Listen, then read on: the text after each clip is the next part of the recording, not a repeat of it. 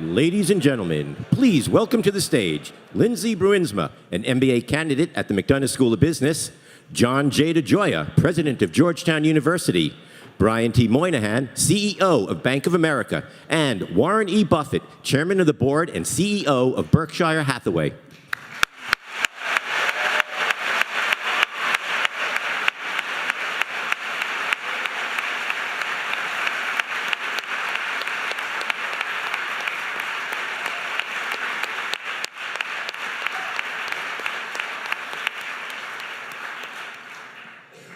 Welcome. Good evening. Thank you all for being here. I must say I am beyond excited to be here and that I am in complete awe of the leaders on this stage and before me. We have our own Dean Thomas of the McDonough School of Business, Georgetown President Jack DeGioia, Chief Executive Officer of Bank of America, Mr. Brian Moynihan, and, though he really needs no introduction, Mr. Warren Buffett.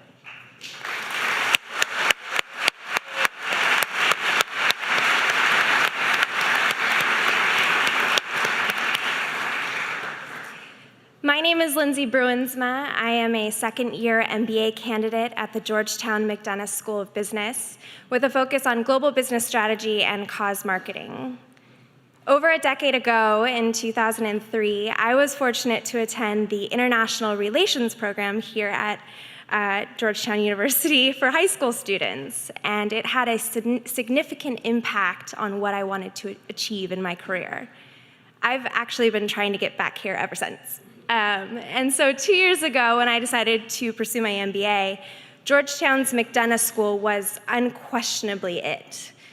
I believed then, even more now I believe this, that Georgetown inspires students to positively sculpt the way that business and society interact. Programs such as the Global Social Enterprise Initiative, founded by my new friend, Professor Bill Novelli, have very much made this belief a reality. I am a product of GSEI and our wonderful sponsor, Bank of America, who partnered with the One campaign last year to provide the opportunity for 5 students to apply business skills towards social and economic impact. Last summer, I interned with RED as a global strategy fellow, RED being a cause marketing organization founded by Bono and Bobby Shriver under the One campaign umbrella. Through this opportunity, I was able to implement business solutions in a nonprofit setting. And with RED, I was able to work with global iconic brands to take on the HIV and AIDS epidemic in sub-Saharan Africa through a cause marketing model. I would like to personally thank Mr. Brian Moynihan for creating this opportunity, as well as Ms. Anne Finucane of Bank of America and the entire GSEI family, including Executive Director LaDon Mantegi. I would also like to introduce and thank our president, Jack DeGioia, for his unwavering embrace of such programs as GSEI and for his continued dedication to community and service. Since 2001, President DeGioia has encouraged engagement at both a local and global level. Through this, he has given students not only the opportunity to follow in the footsteps of some very impressive leaders, but he has given them the opportunity to actively shape the new face of global leadership. And with that, please join me in introducing Georgetown University President, Dr. Jack J. DeGioia. Thank you very much. It was beautiful. Well done.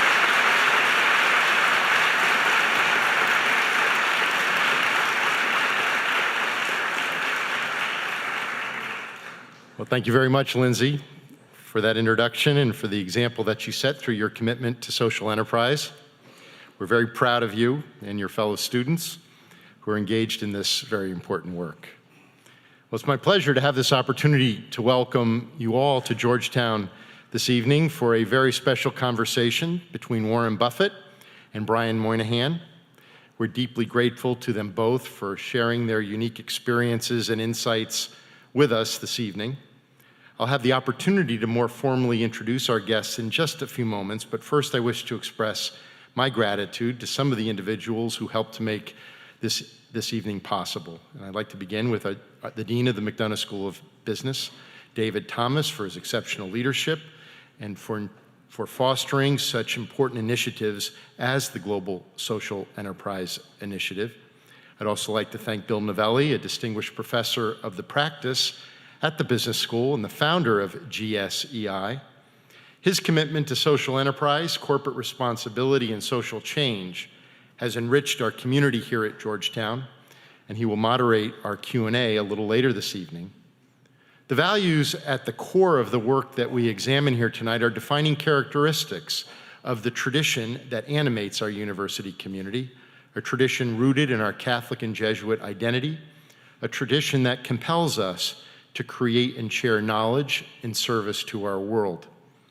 As a university, we have been guided by this tradition since 1789, and now for over 224 years, we've been building upon and reimagining it in new and innovative ways. The GSEI, through its work to cultivate leaders who focus on both economic and social value, is a concrete example of our commitment to living this tradition in our contemporary world. As you know, tonight's conversation is made possible by Bank of America, and I'd like to express my deep gratitude to two individuals: a proud Georgetown parent, Ann Finucane, Global Strategy and Marketing Officer at Bank of America, for her work in bringing us together this evening, and again, Brian Moynihan, Bank of America's CEO, for his leadership and support of this extraordinary event. Under Mr. Moynihan's leadership, Bank of America has deepened its commitment to community development, philanthropy, and environmental and sustainability initiatives.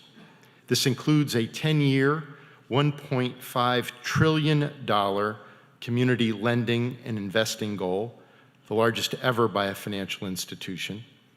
Since 2007, Mr. Moynihan has also led Bank of America's Global Diversity and Inclusion Council, a group that is dedicated to creating an inclusive work environment, and the company is consistently recognized as having one of the best environments in corporate America. Tonight, he will be engaging in a conversation with one of the world's great business leaders and philanthropists, Warren Buffett. Mr. Buffett, it's an honor to welcome you back to Washington, D.C. Many people may not know this, but this is a return home of sorts for Mr. Buffett. He attended high school just a few miles away at Woodrow Wilson High while his father was a member of Congress. Renowned and respected for his business and investment acumen at the company that he has led since 1965, Mr. Buffett is also well known for his deep commitment to philanthropy and social enterprise.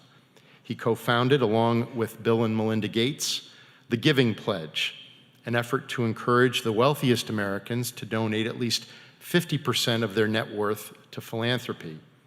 About 5 years ago, he pledged 99% of his Berkshire Hathaway shares to charity, and last year, the shares he donated went to foundations that work to fight poverty, elevate the status of women and girls around the world, and support early childhood education, among many other causes. This led to his being ranked #1 in 2012's Philanthropy 50, a list of the nation's top philanthropists compiled by the Chronicle of Philanthropy. He has also given generously over the years to help support the work of the Bill and Melinda Gates Foundation, which focuses much of its efforts on global health and global development. So, Mr. Buffett, on behalf of our entire university community, it's an honor to welcome you to Georgetown. We're so pleased you could join us this evening, and it's now my privilege to present to you all for our conversation this evening, Mr. Warren Buffett and Mr. Brian Moynihan.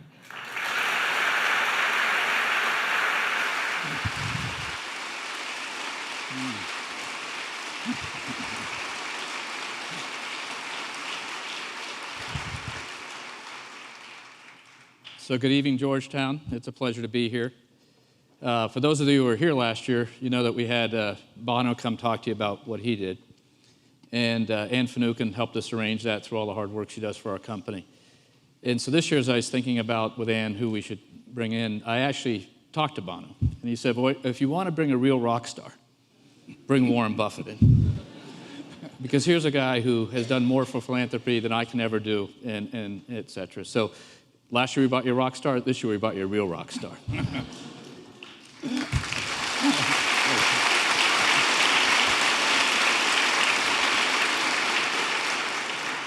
So what we're going to do is I'm going to ask Warren a series of questions over 25, 30 minutes, and then we'll take your questions in the crowd and let the students have a chance to ask Warren about his experiences. And I'm going to start a little bit where the president left off, which is, this is your hometown. This is a part of your hometown. So what are your best memories about being around Georgetown? And Well, I delivered papers at Georgetown Hospital 66 years ago.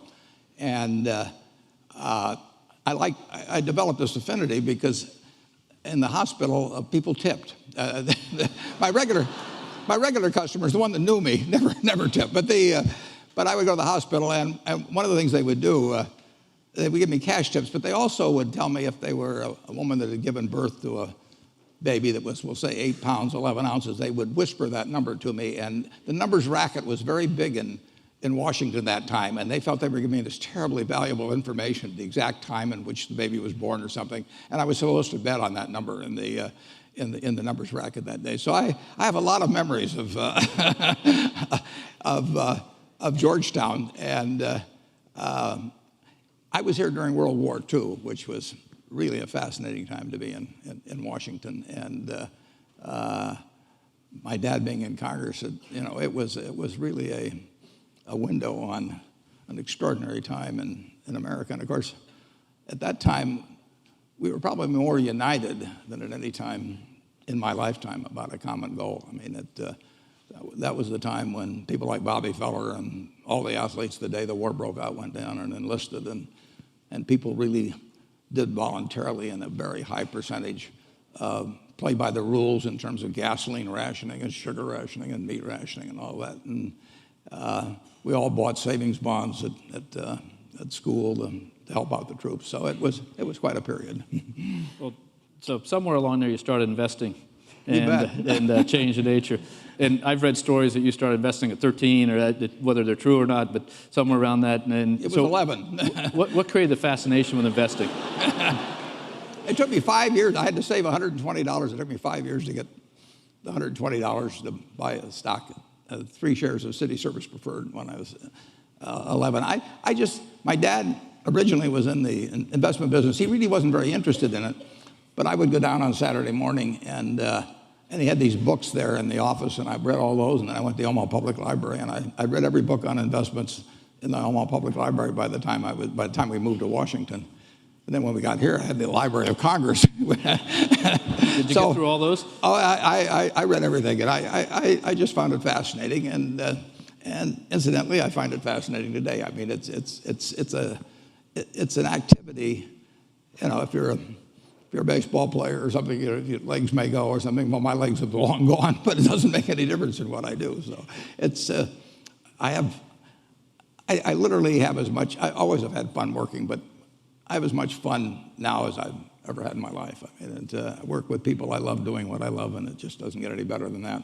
Well, the quote is that you tap dance to work every day? I tap dance to work, yeah. And so what makes you do that? Don't ask me to demonstrate, but incidentally, it was nice to get that round of applause at the start, but I've learned that crowds now applaud at the start because I'm 83 and they're not sure I'll be around at the end of the talk. I've shared enough dinners with you know that you have more energy than anybody I know. So let's switch to a little bit on the philanthropy side. So Sure. President DeGioia talked about the giving pledge. How did you come up with the idea with Bill, and how are you doing on it? I mean, well, we're doing great. And it was, I don't know, 3 or 4 years ago, Bill and Melinda and I were out in California and talking, and I'm not exactly sure how it came up, but we decided to call or write David Rockefeller and ask if he would host a dinner in New York for about 16 or 18 people, just to talk about philanthropy. And Oprah Winfrey came, and Mayor Bloomberg was there, and it was a private dinner. And I started having these people talk around the table as to how they developed their philosophy of philanthropy. It must have taken us 2.5 hours or so to get around. I mean, people were really interested in it. So Bill and I were at that dinner. We decided that maybe there would be a possibility of taking this passion which these people had shown and going to other people that had a great deal of money and see if we could develop something where people would pledge at least half their net worth. And we now have about 115 people. I've been dialing for dollars. I call these billionaires up, and sometimes they tell me how they can't do it, and I decided, I tell them I'm going to write a book on how to live on $500 million, because apparently there's this great need.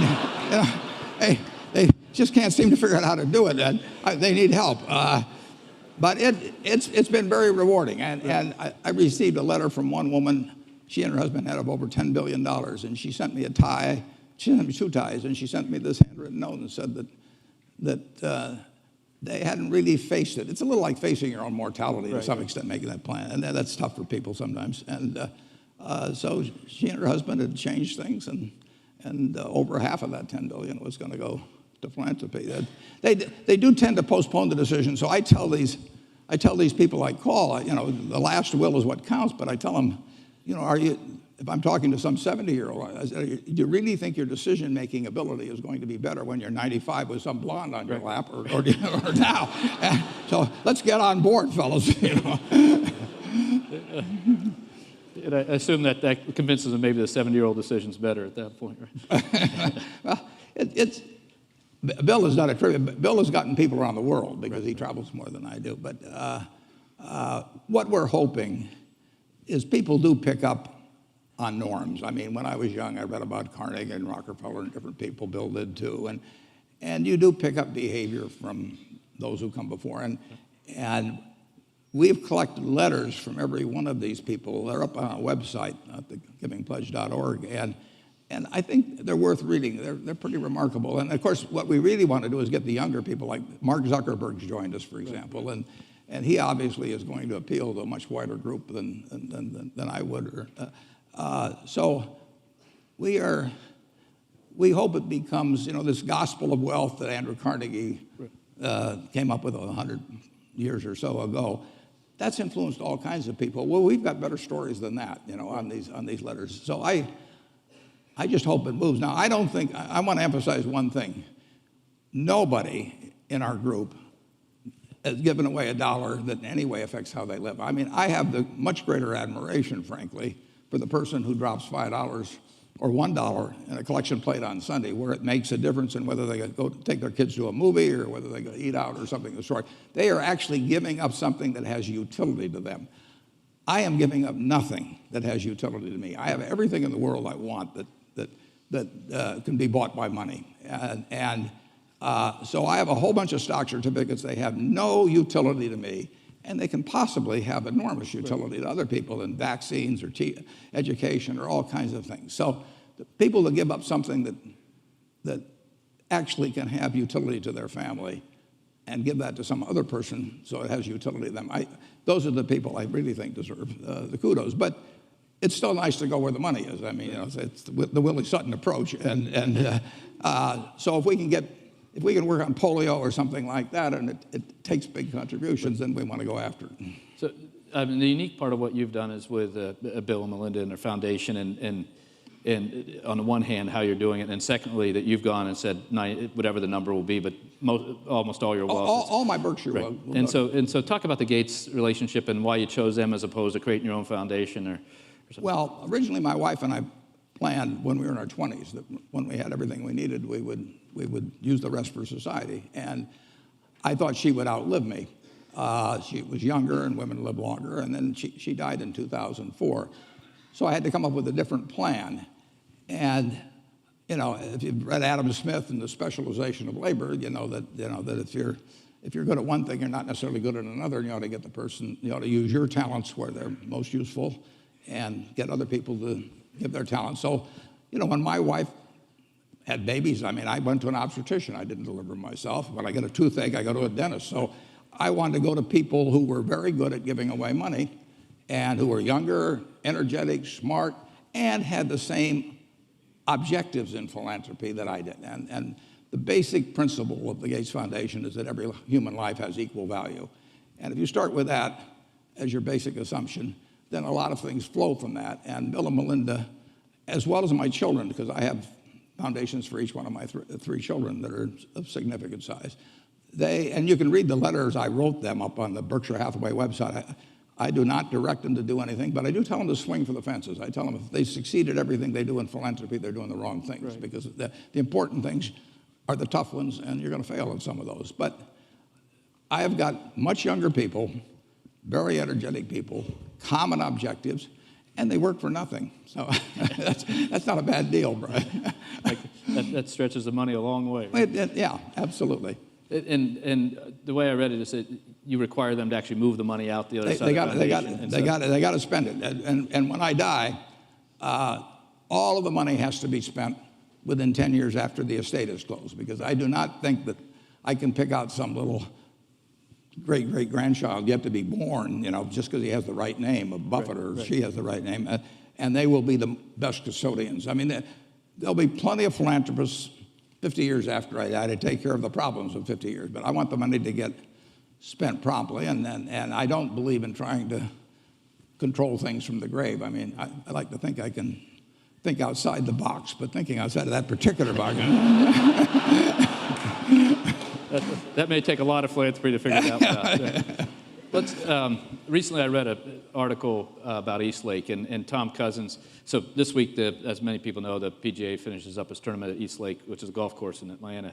And the story I read about the development is that you've now helped Tom Cousins in the development work he does with communities. Talk a little about that, because that's a little different than this type of thing. Yeah, but it's the same theory of loving to back people who are putting their own time and energy and who are successful into a project that's worthwhile. Tom Cousins is a remarkable man who lives in Atlanta, just extraordinary. And he took this terrible, terrible neighborhood called Eastlake in Atlanta, and against a lot of community opposition, everything, it was crime-ridden, and nobody did it well in school and everything else. And he decided you had to apply a holistic approach to it, and you couldn't just attack this thing or that thing. And so he worked for probably 10 years to develop this entirely new community out of this total disaster. And then Tom and I talked about it, and I said, Tom, everybody's going to say that it can only be done because you're Tom Cousins and you live in Atlanta and you've done this. So he and I and a fellow named Julian Robertson, but primarily Tom, decided to see if we could replicate this in other communities. And it seemed to me that, and Tom, that New Orleans was a great one to do it. I mean, they've been racked by this, like Katrina and everything. So we've taken it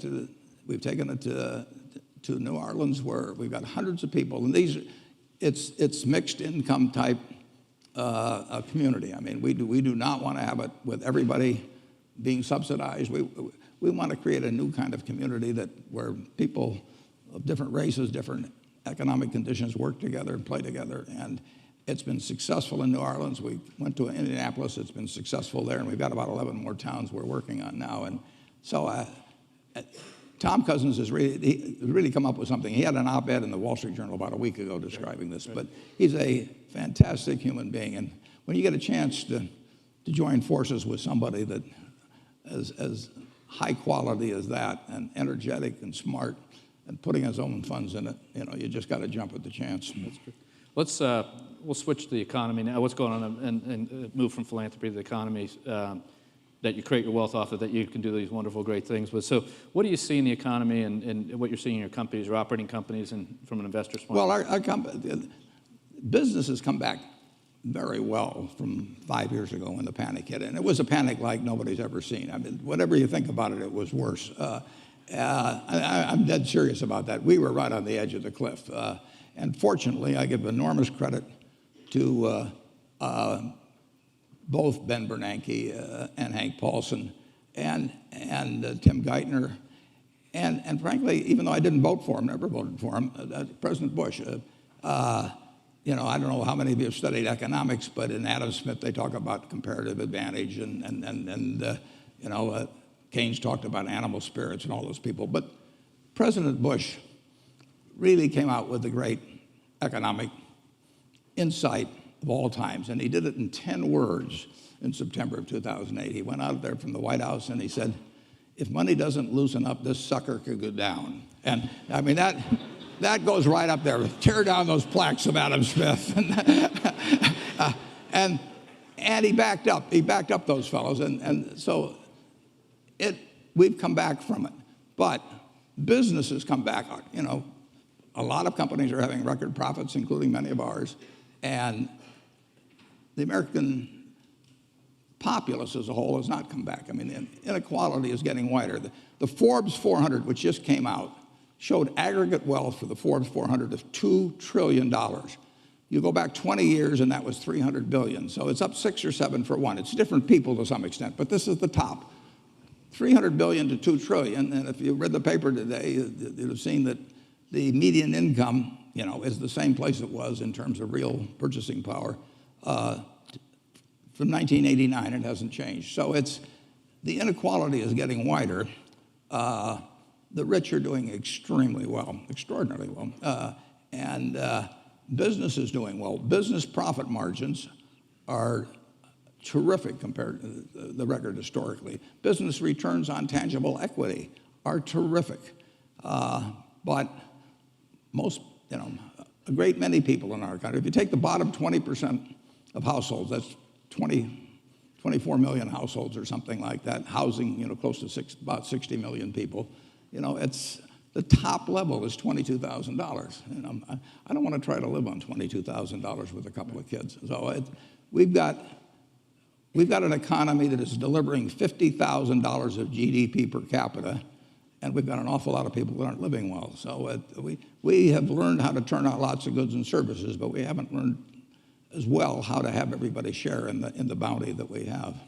So how do you think, is that we just got to grow out of it to provide? Well, we're growing. We're growing. Yeah. I mean, if you take even 2% a year, if you think about it, people feel very unhappy with 2% a year, but the population grows 1% a year. So that means 1% per capita real growth. That means in 20 years, a generation, there's a 20% gain in GDP per capita. That's not bad in a generation. Right. But the question is how it gets distributed. Right. But this country this system works. You know, in my lifetime, I was born in 1930. I was conceived in 1929 because my dad was a stock salesman, and after the crash, he didn't have anything to do. Nobody. So I look back with great fondness on the 1929 crash. But since 1930. Since I was born in 1930, real GDP per capita has increased 6 for 1. Just think of that, 6 for 1. I mean, you went centuries when nothing happened. Right. for people, and this country works. I mean, I consider the luckiest person on a probabilistic basis that ever lived is the baby that's born today in the United States. I mean, it is a fabulous country, and the market system works, all kinds of things. But we do have to, in my view, we have to make sure that everybody participates to a reasonable degree. We don't want equality results, but we also want a base level that's satisfactory for our people. So you talked about the George Bush's economic statement about they could go down. What do you think the lessons are of the last couple of cycles that you've seen from an investor standpoint? We've got a lot of young kids out there. You've lived through multiple cycles in the 50, 60 years plus you've been investing, yeah. 70 years investing. What are the lessons, and what, you know, these are young people, what should they take away? The lessons are that people will continue to make the same mistakes they've made. I mean, humans, and it doesn't correlate to IQ particularly. I mean, when they get greedy, and we had this huge bubble in the most important asset the American public has, housing. I mean, so you had a huge bubble in something that you could borrow heavily against. So you could run a margin account effect on a house instead of stocks, and the conditions got very lax. And so when that bubble popped, but people came into that gradually.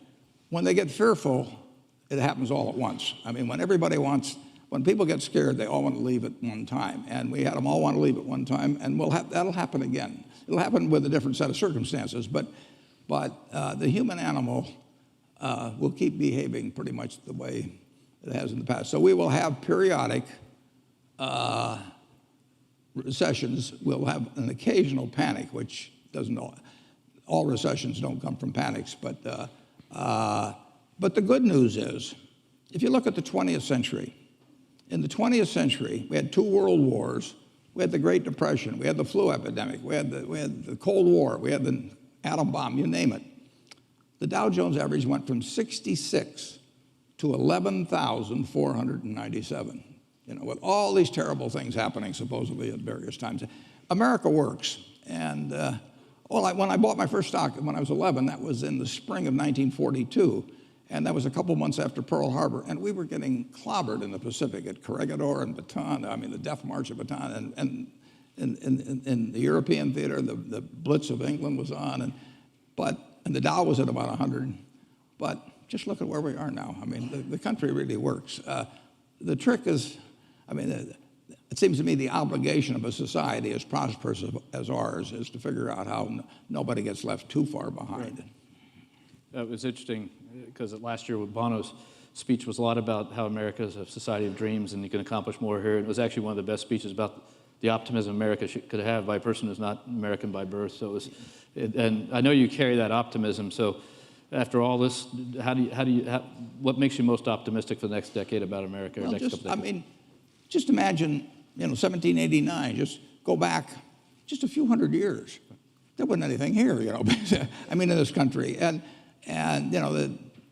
Sir Christopher Wren, I think, that designed St. Paul's Cathedral is buried there, and there's a little plaque there, and it says, if you seek my monument, look about you. Well, I say, in America, if you seek America's monument, look about you. This country has all come about in a few hundred years. We had less than 4 million people, when we became a country. China had 300 million people at that time. Europe had about 75 million.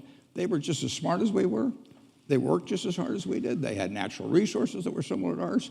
And yet we ended up with a quarter of the world's GDP, a few hundred years later. We've got something that works, and we don't want to mess that up.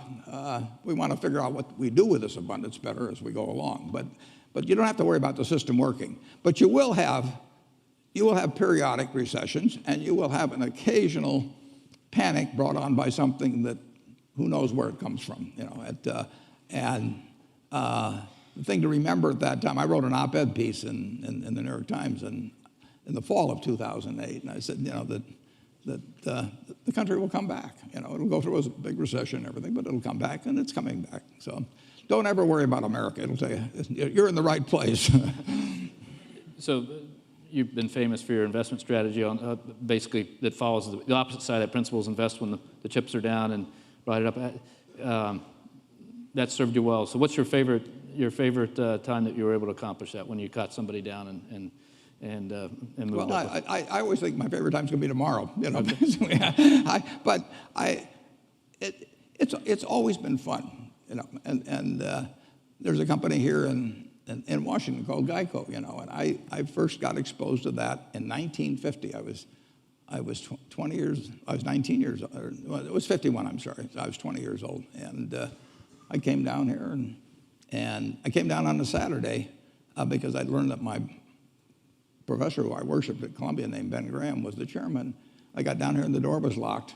When I went to the building, because it was Saturday, and I pounded on the door, and some janitor let me in, and a marvelous fellow named Lorimer Davidson spent 4 hours with me teaching me all about insurance, and he helped me so much in life. You're going to get help by some wonderful people in life. It's a great thing to remember later on when you get to be my age, that all the help you've received from different people, because nobody does it alone. Obama got in trouble when he said that in the campaign, that nobody does it by themselves. Nobody does do it by themselves. We all sit in the shade of trees that were planted by others. So it's obligatory, I think, to plant a few trees ourselves if we've had good luck. It's been a great ride, but it's not over. So you've owned. When did you actually buy Geico? When did you invest in Geico the first time? Geico I bought. I met Lorimer Davidson when I was finishing up at Columbia, and then I started selling securities when I got out. And I went out to my Aunt Alice. My Aunt Alice would have bought anything from me. And so she bought 100 shares of Government Employees Insurance. It was the first stock I ever sold. And then a lot of years passed, and Mr. Davidson was very kind to me in a variety of ways. But I went in different directions. And then in 1976, the company got in big trouble because they miscalculated their reserves, and they were going broke. And so I came back here, and I bought a third of the company in the market in a very short period of time. And then in 1995, by now our third had become a half because they'd repurchased their shares. And I went out to see Mr. Davidson, who was out in Bethesda. He was 96 or 97. And he had a bunch of stock in Geico with no cost basis because he'd held it forever. And I said, Davey, if I make an offer for this company for cash, you're going to pay a big tax. And of course, if you die with the stock, you don't have that tax, and you get a stepped up basis. So I'm not going to make this offer unless it's all right with you. And he said to me, he said, Warren, he said, I've hoped for this all my life. And so we bought the rest of the company. He was a great man. That's terrific. Well, let's turn it over to some student questions. So they're going to put a microphone out here, and we'll have you queue up and let you have questions for Warren or.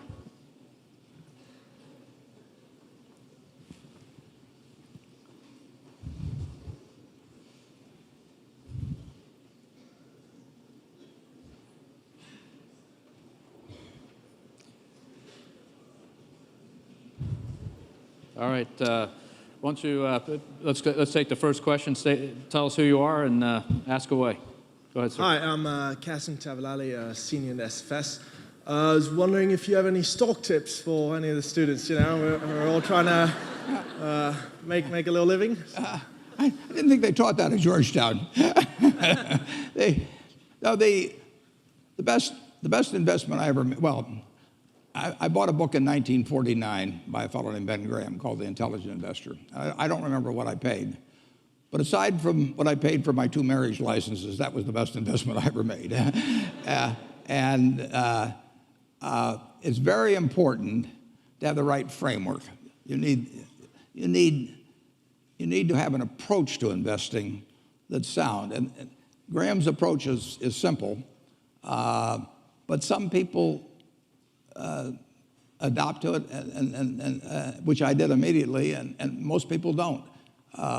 But if you have the right philosophy, you will find opportunities as you go through the next 20, 30, 40, 50 years. And frankly, you're most likely to find them when in periods like 5 years ago when we were having the panic. I mean, stocks sell at silly prices from time to time. Most stocks at one time or another sell at very silly prices.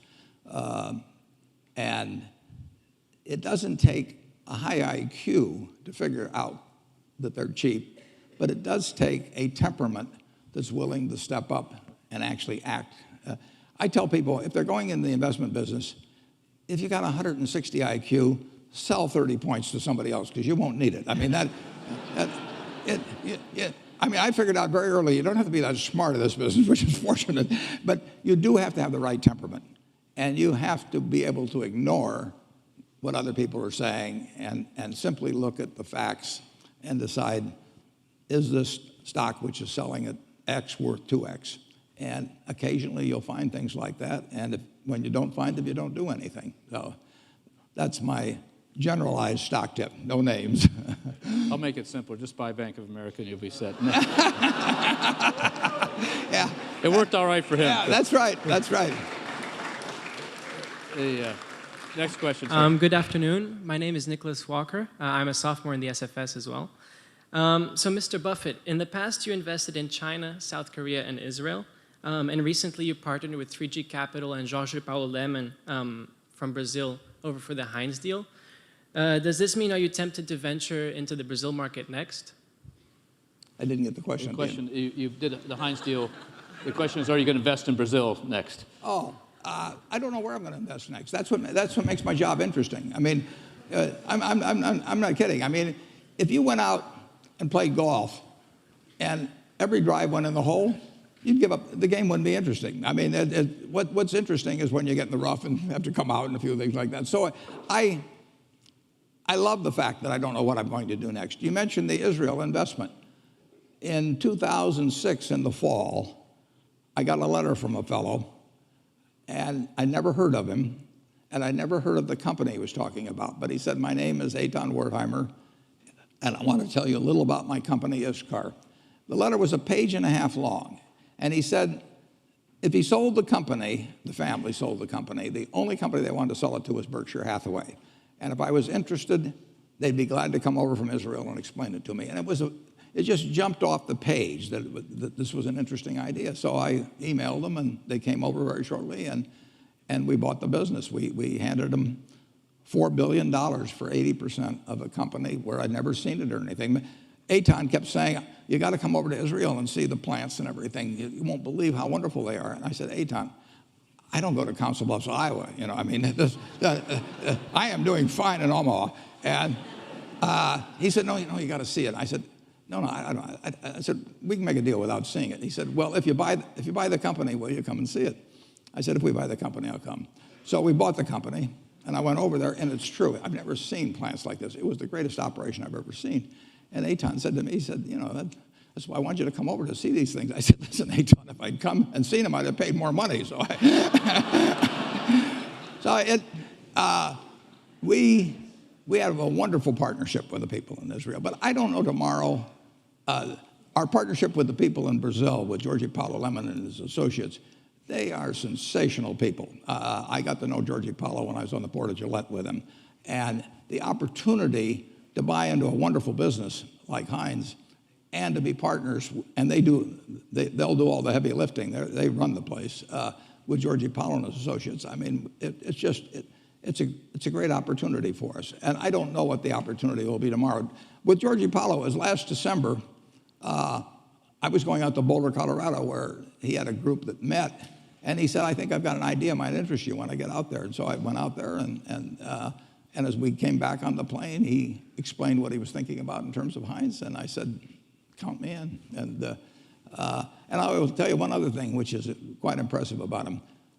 After I said that and went a little further in the thing, he sent me a one-page governance description of how it would work between the two of us, and he sent me a very brief description of what he thought would be a fair deal for both of us. I didn't have to change a word. I mean, those are the kind of people you like to associate with. Next question. Hi. You mentioned that people will make the same mistakes in terms of the boom-bust cycle. But there have been several recent financial developments, such as the creation of derivatives, which has since exploded recently, and you once called derivatives weapons of mass destruction. Right. Now that derivatives are a $700 trillion industry, do you see this as setting the stage for the next financial crisis? It's very hard to tell. That we've enacted Dodd-Frank, and if you look at what happened in September and October of 2008, there were some extraordinary things done. The Federal Reserve poured $85 billion into AIG, and if they hadn't, our world would be very different. Hank Paulson guaranteed money market funds at a time when 30 million Americans with money market funds were panicking, and when $300 billion in 3 days had gone out of the non-government money market funds, 125 of it had gone back into the government. $300 billion, that was almost equal to the deposits of Wells Fargo or Wachovia at the time, which were then two separate institutions. Both of those authorities have essentially been taken. I don't think they can do that under Dodd-Frank. I don't think that Bernanke could do what he did, and I don't think that Paulson can do what he did.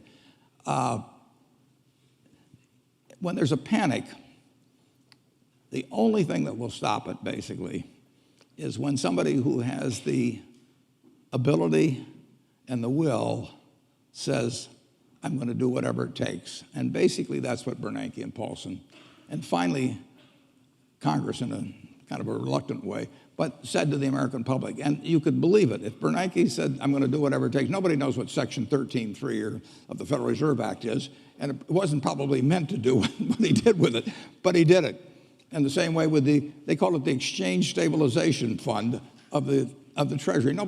It was enacted back in 1934. Nobody dreamt it would be used to take care of money market funds. But you had these strong characters who had the ability to print money in the case of Bernanke, and they said, we're going to do whatever it takes, and the president was behind them. That is the way you end a real panic, and I worry actually that Congress doesn't like to give anybody that much authority, and it bothers them that the Fed has all this authority, or that Paulson acted as he did in TARP. And I tip my hat to them, and I'm not sure. There will be another panic. Where it comes from, who knows? But when that time comes, the question will be, are the people who have panicked, who have frozen, who have caused the economic engine to stop, will they believe and come right back and be doing something? And I'm not sure whether what's been enacted is a plus or a minus in that regard. Regardless, the country will come through. But it's very hard to write regulations that will keep people from acting foolishly, particularly when acting foolishly has been proven very profitable over the preceding few years. It's just the way it works. Humans, they all think they're Cinderella at the ball, and they think, as the night goes along, the music gets better and the drinks flow and everything, and they all think they're going to leave at 2 minutes to 12. And of course, there's no clocks on the wall, and they're still dancing. So it'll happen again. But buy when it happens. Next question. I'll be buying. Hi, my name's John Ruff. I'm from Georgia, so I'm familiar with the work over at East Lake. Oh, that's great. Appreciative. But you talked a little bit about income inequality. But if you look at class mobility rates, and if you look at average household income for middle-class families, measured with inflation, a lot of these rates have been trending down since the 1970s. And some may argue that it's harder today for the middle class than it's been in 30 years. And I was wondering if you had any more thoughts on how a rising tide can lift all boats and not just the yachts. Yeah. Well, that's what's happened. It's like John Kennedy talked about, a rising tide lifting all yachts. And the yachts have been lifted, like I say, for the top 400 from 300 billion to 2 trillion just in the last 20 years. There is a very, I think, structural problem as a market system gets more and more specialized. If you go back to an agrarian society like we had a couple hundred years ago with most people working on a farm, most people fit most job requirements. I mean, it was that as the world has become more and more specialized, I think we keep moving away from that. So a market system will not pay well for a significant percentage of society. They aren't needed to keep GDP itself going up and people at the top. And I think government has to address that. I think it's, I sometimes toss out to students this proposition. Imagine that it's 24 hours before you're born. And you're sitting there, Johnny or Joni, we don't know yet, and you're in the womb, and a genie comes. And the genie says, John or Joni, you strike me as a remarkable potential human being, and I'm going to give you an enormous responsibility. I'm going to let you decide the world, how the world is going to work into which you're going to emerge. You can decide on the economic system, the social system, the political system. You design it. And whatever you design, that's going to be the system in which you live, your children live, grandchildren live. And you, being wise beyond your minus 24 hours of age, say, I know all about you, genies. What's the catch? And the genie says there's one catch. Just before you emerge, having designed the system, put it in cement, you're going to go over to that barrel over there that has 7 billion slips in it, one for every human being in the world, and you're going to pull out a slip. It may say male, it may say female, it may say white, it may say black, it may say infirm, it may say strong, it may say bright, it may say below average. It may say United States, it may say Bangladesh.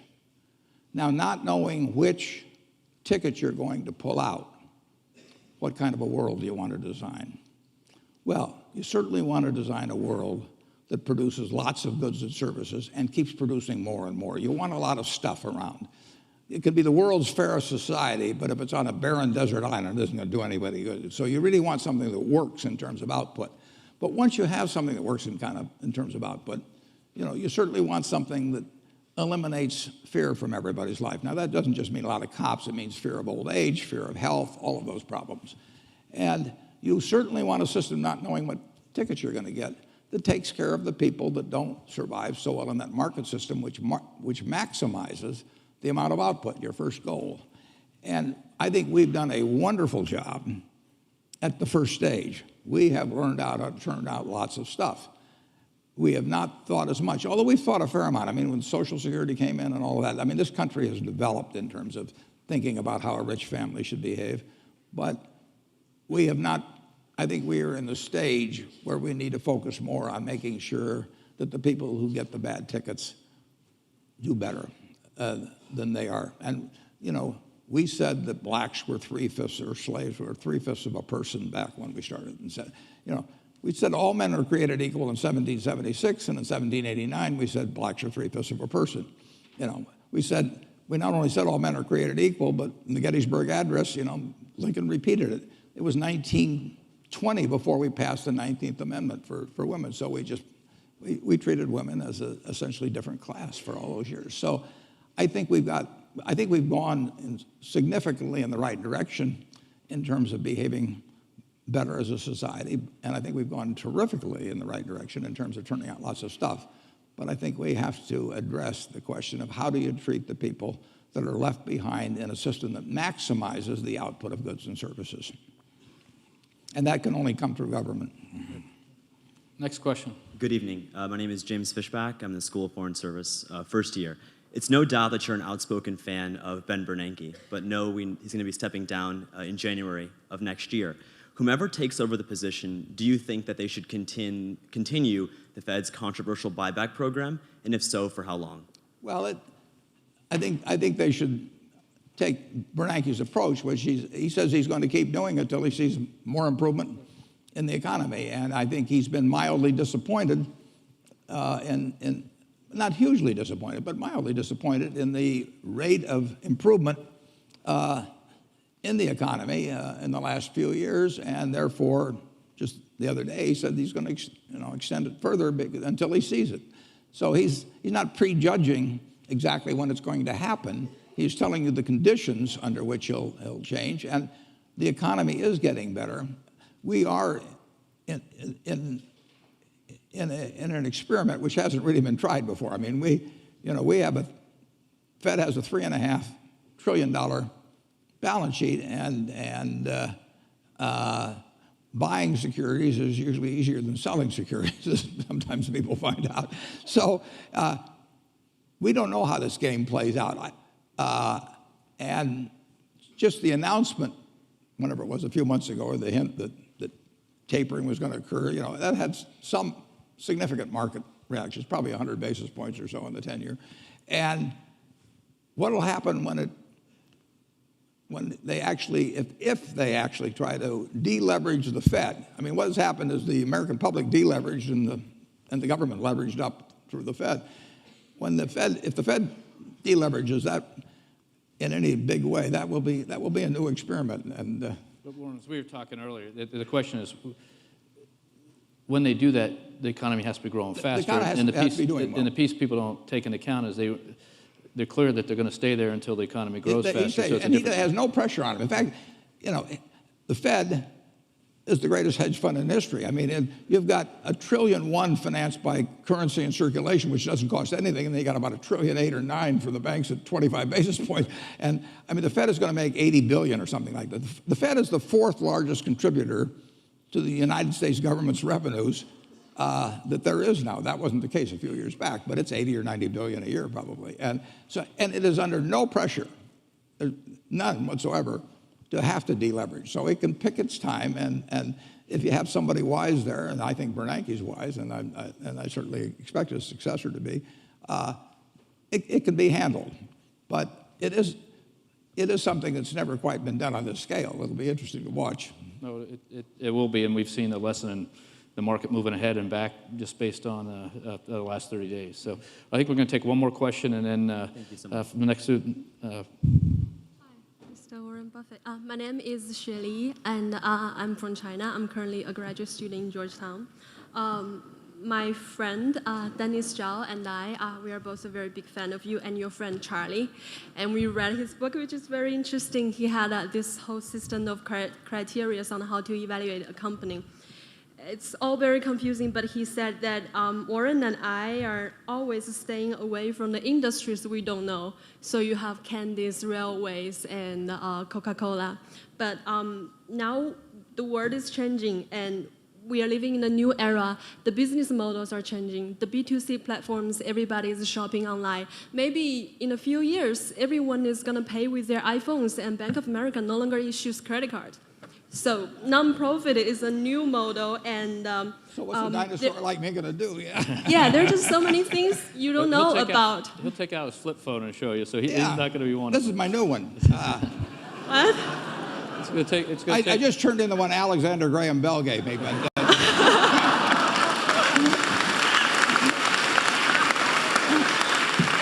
okay. So the question is, the business models are changing, the world are changing. The new technology, they're changing everything. There's no way you can just stay out of it and stay with the traditional. Now, for the private investors, especially in the venture capital industry, what would you think is the most important thing, the key in evaluating a company? I'm not asking about doing mediocre, I'm not asking about being average, but about excellent, remarkable. Just name one thing. The most important thing is to be able to define which ones you can come to an intelligent decision on and which ones are beyond your capacity to evaluate. You don't have to be right about thousands and thousands and thousands of companies. You only have to be right about a couple. I met Bill Gates on July 5th, 1991. We were out in Seattle, and Bill said, "You've got to have a computer." And I said, "Why?" And he said, "You can do your income tax on it." I said, "I don't have any income. Berkshire doesn't pay a dividend." He said, "Well, you can keep track of your portfolio." And I said, "I only have one stock." I said, and he says, "It's going to change everything." And I said, "Well, will it change whether people chew gum?" And he said, "Well, probably not." And I said, "Well, will it change what kind of gum they chew?" And not. And I said, "Well, then I'll stick to chewing gum and you stick to computers, you know." I don't have to understand all kinds of business. There's all kinds of business I don't understand. But there's thousands of opportunities there. I did understand the Bank of America, you know, and I'll be able. I'm able to do that. I'm able to understand some given percentage. But Ted Williams wrote a book called The Science of Hitting, and in The Science of Hitting, he's got a diagram, shows him at the plate, and he's got the strike zone divided into 77 squares, each the size of a baseball. And he says, if I only swing at pitches in my sweet zone, which he shows there, and he has what his batting average would be, which is 400. If he had to swing at low outside pitches, but still in the strike zone, his average would be 230. He said the most important thing in hitting is waiting for the right pitch. Now, he was at a disadvantage because if the count was 0-2 or 1-2 or so on, even if that ball was down where he was only going to bat 230, he had to swing at it. In investing, there's no called strikes.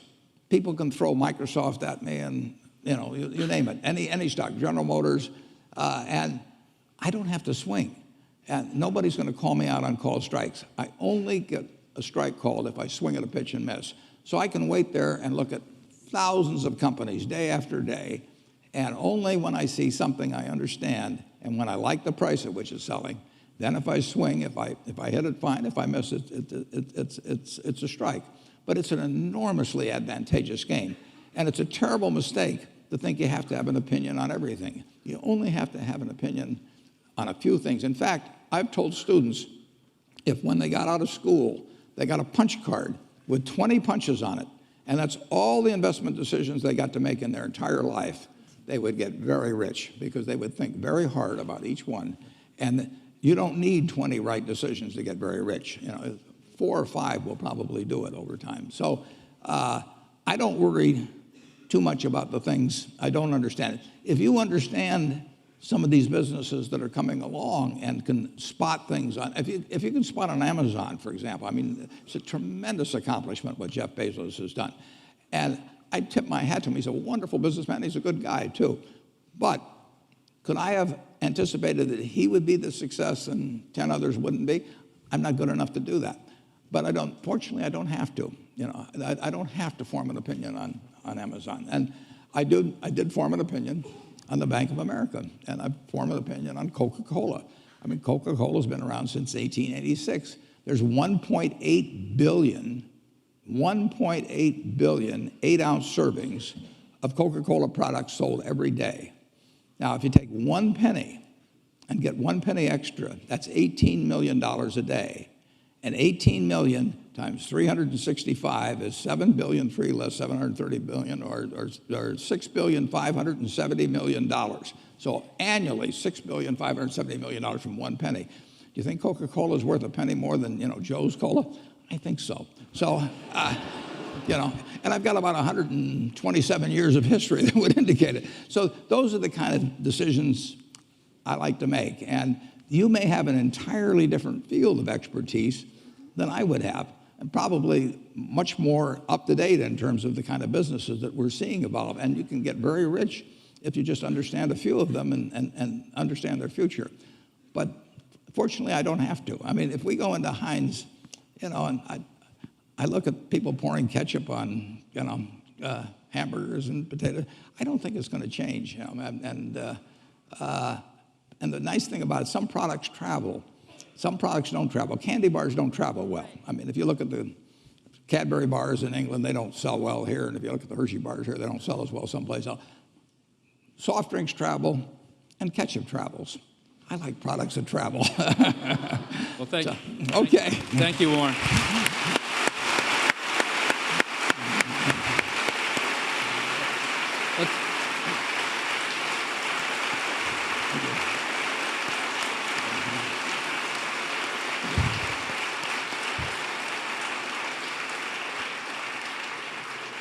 Warren, I want to thank you for your taking the time to work with the students today. And I think for all the students out there, just think about this. This is a person who, with a passion, he still has at 83 to make that right investment decision. But importantly, what we talked a lot earlier about is the ability to try to do something with all that wealth that will help a pretty near-term set of goals in society. And I think you will find very few people in the world have been able to do both things so well as Warren Buffett has, and there's a lesson to learn for all of us from that. So thank you for spending the time. Thank you.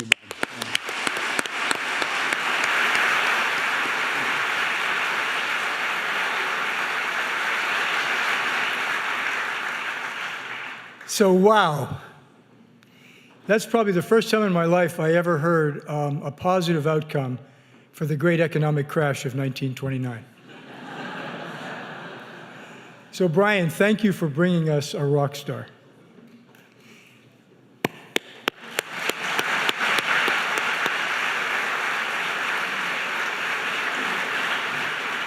We just heard a terrific conversation, a terrific discussion about economic impact and social impact and how the two fit together.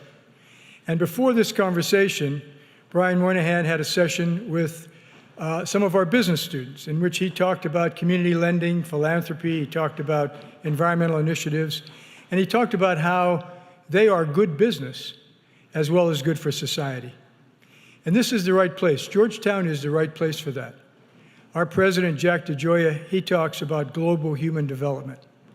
And the dean of our business school, David Thomas, he talks about being in service to business and society. And that's why our Global Social Enterprise Initiative is flourishing and why it's in the right place. Our organization, the Global Social Enterprise Initiative, is driven by students. In fact, it was started by students. There's a student here, or I should say an alumnus here, I don't know where he is, Rahul Pasarnikar, who flew in. He's a McKinsey executive. He flew in just for this conversation. He helped to conceptualize this initiative. And Rahul, wherever you are, keep the good work going. LaDawn Mantegi and I, we think that students power what we do. And we have many projects going, and students are involved in every one of them. And we're very thankful for that. And I can tell you that I love Georgetown. I love Georgetown because I come in here every day and I rub elbows with these students who are tomorrow's leaders. And every night I go home thinking the future is really in good hands.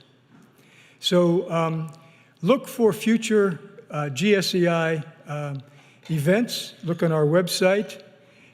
Thank you again for this wonderful conversation. We've got to applaud these two gentlemen.